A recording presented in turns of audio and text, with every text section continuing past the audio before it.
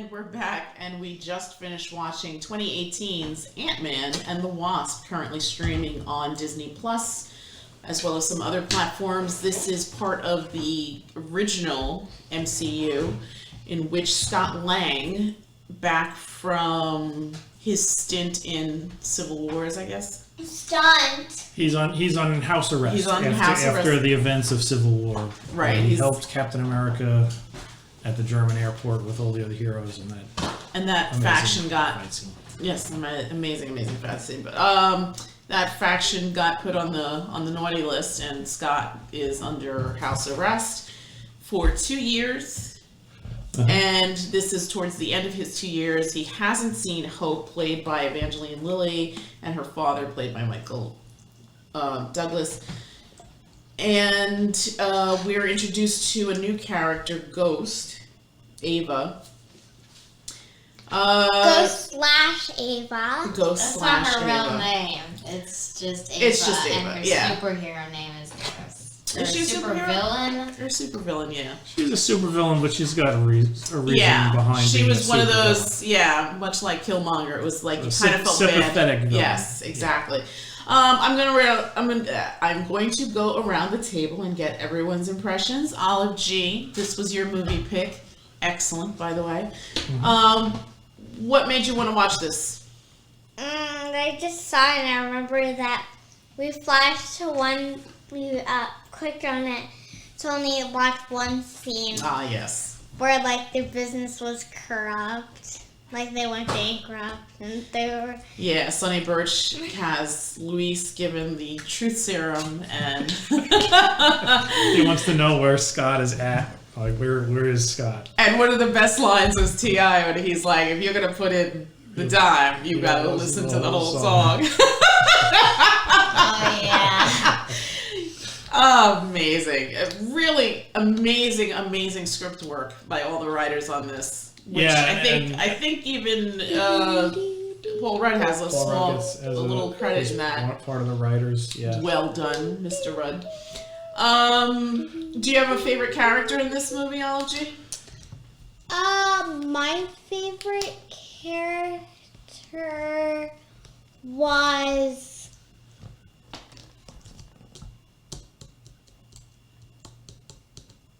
I'm thinking. Ava. Oh, you like Ghost? Interesting. Mm-hmm. She was a great character. She had a cool power, too. She was badass.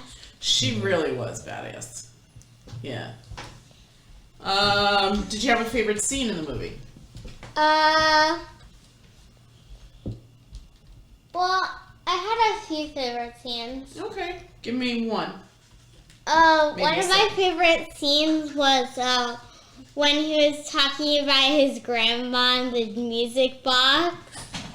Oh, that jukebox that only played Morrissey. that was the whole truth serum scene. Yes, that whole scene is just amazing. Really well done, Michael Pena.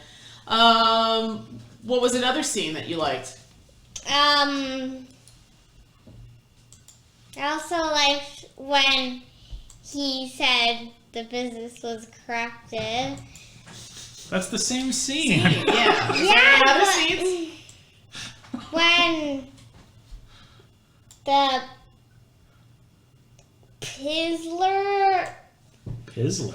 No. What? Pezzler. Oh, the Pez. The Hello Kitty Pez. Pez. Yeah, okay. Yeah. I was like, what?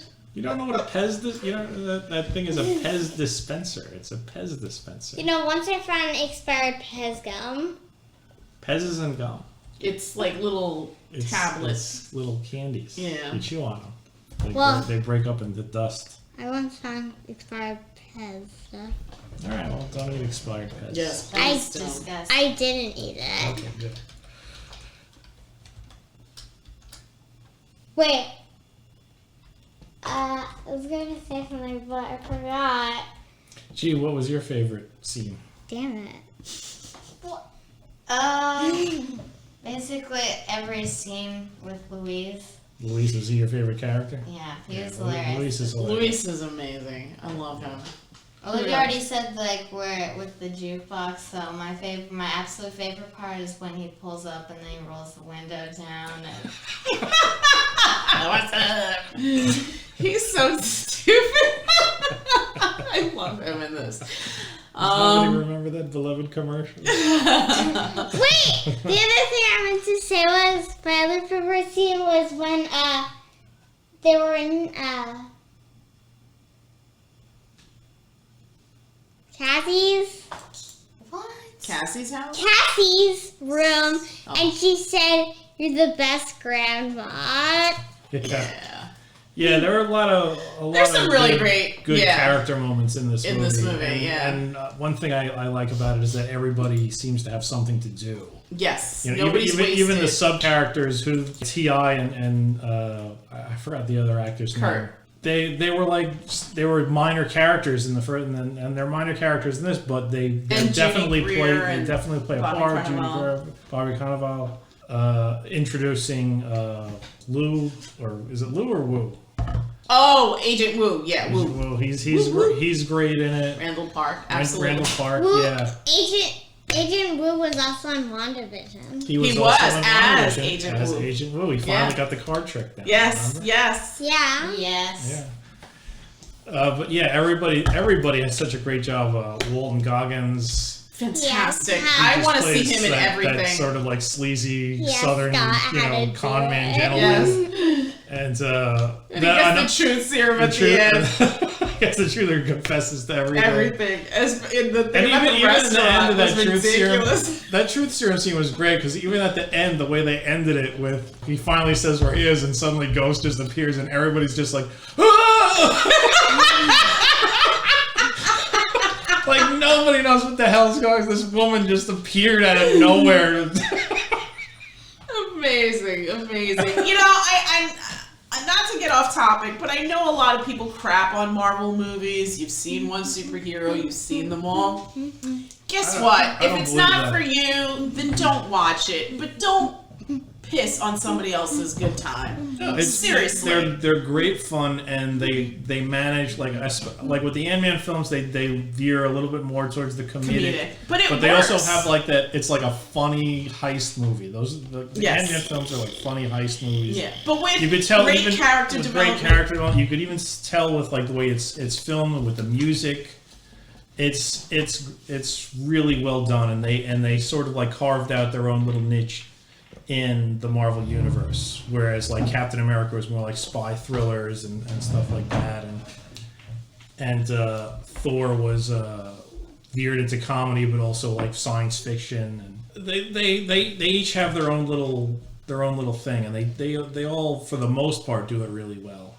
And Ant-Man was kind of a surprise because I remember when the first one came out, you didn't want to see it. No, because I will out myself and say that I'm not a big fan of the actress who plays Hope Van Dyne.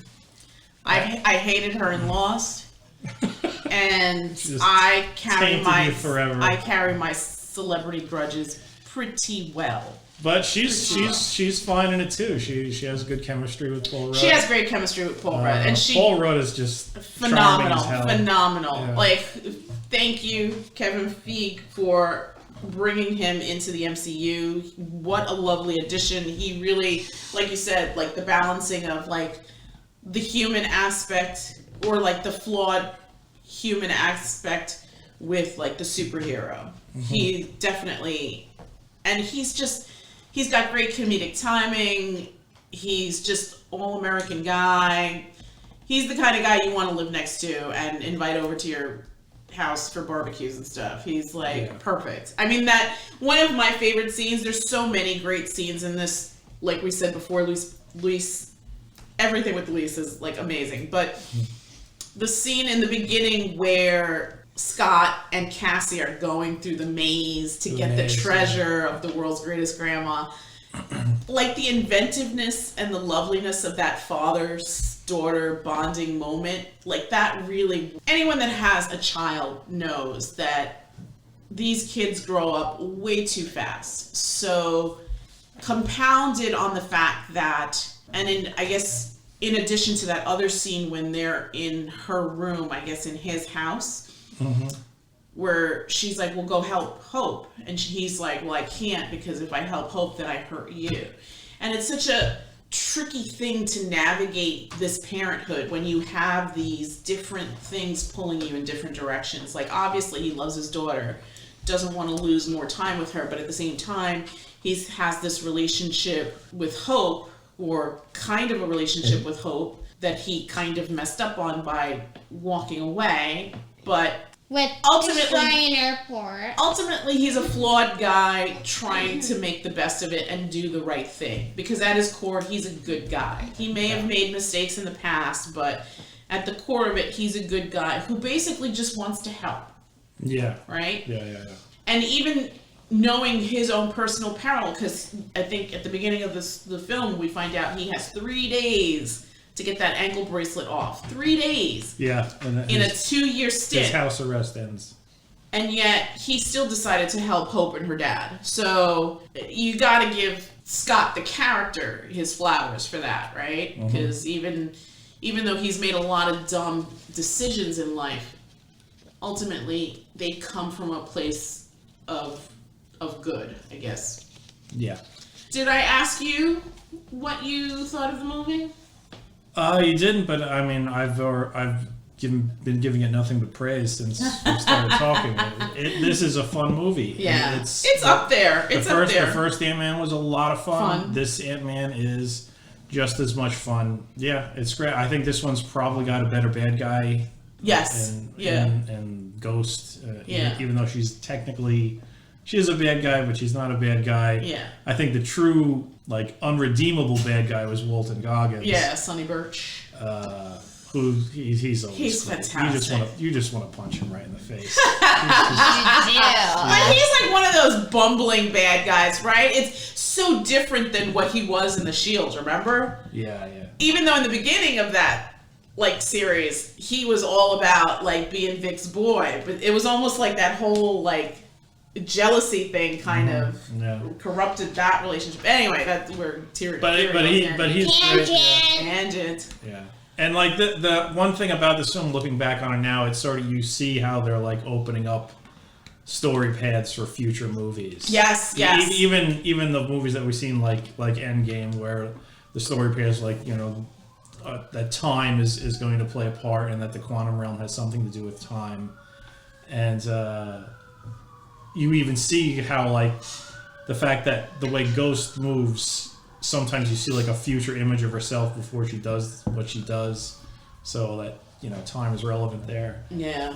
Cool special they effects. did a great job. Cool special Cool effects. special effects. You could almost see some sort of connection with Doctor Strange, and Yes. when he blasts through that void, and then suddenly it's like that crazy kaleidoscope. Yeah, that was cool. That was like right out of Doctor Strange. A comment to you, because we didn't watch this with the kids, but Coherence, right? Like, that is low budget sci-fi. Yeah. Right? There was some this dialogue. Is, This is crazy town budget. Yeah. Right? I mean, we read the IMDb page, 50 grand. I mean, 50 grand isn't even craft services on this movie. No. 50 grand is like, you know, 50 grand is probably budget. the budget for like 5 extras on this movie. Yeah. Not even. But yeah, just a thrill ride, fun, funny. I mean, you just root for Scott. I mean, how do you not like Paul Rudd? God damn it. I mean, he is just Paul Rudd for president. Seriously. I don't think he's going to run for president. Nah, he shouldn't. That's like the worst damn job ever. Don't ruin your life. Don't ruin your life, Paul Rudd. You got it good. I'm going to go around the table and get numbers. Gigi, what is your number? Oh, not yet. Okay, what about you? What's your number? Like 8.5, 9. 8.5. 8.5 is what you gave Coherence. Yeah. FYI. Yeah. It's funny. Maybe a full 9. I'll give it a full 9. It's funny. I was thinking 8.5 for this movie too, and it's funny because this has more bang bang like stuff to it, and the other one is just basically dialogue. Yeah. Isn't that amazing? Like the power of words and story, just really fantastic, right? Well, I mean, you can't. Don't compare. No, I'm movies, not comparing, you know, but I'm just saying that. If you have a good story, that's all you really need. Yeah. You don't really need the effects and all this other stuff, but it's nice to see it and it's nice to have it. And thank you, Disney, for having those deep pockets. If you don't have the budget for effects, don't write a story where you need effects. Sure, absolutely. Coherence didn't have the budget for effects, so absolutely. They just but if you look at other, like we brought up Vast of Night, another sci-fi kind of movie. Not a huge budget either, but definitely got its point across and did it very, very well in the writing of that particular story. Yeah. Again, obviously this is completely different. This is Disney money. I mean, well, you can't tell this story without amazing special effects. Yes, you could not. It's an action movie. It's a sci-fi movie. It's an adventure movie. Yeah. I mean, and like you said, I would even. A heist, yeah, absolutely. Heist movie. There's going to be, you need all of that to tell that story. Yeah, absolutely, absolutely. Olive G, what's your number 1 to 10? 1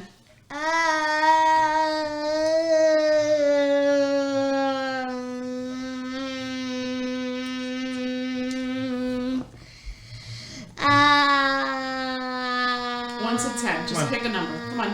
Pick up the pace. Yeah. 10.5.